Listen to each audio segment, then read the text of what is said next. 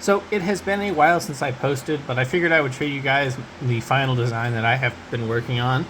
There's a couple changes. The biggest one is where the microphone sits. I didn't have enough cable management to run the microphone into the hinge, so I moved it down here similar to the 3DS XL. And you just put the microphone in with a cap on top, and it stays there pretty tightly. You've got the wireless antenna that goes here, and the screw posts are now cylindrical, so they don't break off as easily. I've also got this hole here. This is for the Arduino. It lines up with the button on the Arduino board, so if you can still access it if you need to put it in bootloader mode if something goes wrong. I've also decided to go with a shorter button.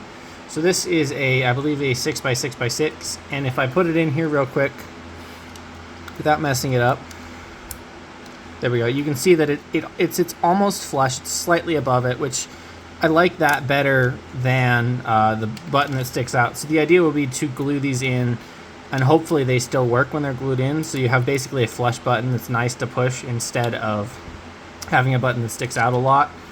I've also re-added the slider in because I've redone some measurements on this, and the battery is now in the perfect position, and the motherboard sits perfectly as well. So now everything works really well, and I can actually use the factory slider and the factory power slider and the factory volume slider.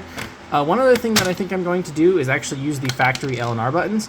Now, I do have a set of L&R buttons modeled for it, but the factory buttons just feel so nice and are so much better, that I'm probably just going to keep it. Now, I might do options, like I might let you choose what size button you want, and if you want to keep the factory button, but listen to this.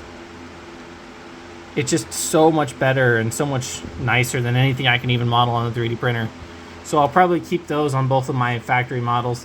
It doesn't look the best, but I think I can overcome the looks because of the functionality and how well they function. But yeah, that's what I've been up to.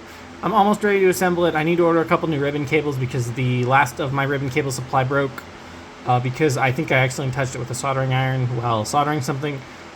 And I also broke one of my Arduinos, so I need to order a couple things to finish building it. But once that's done, I should be able to get the whole thing assembled and a video out on probably the second channel that I'm starting for this project and others.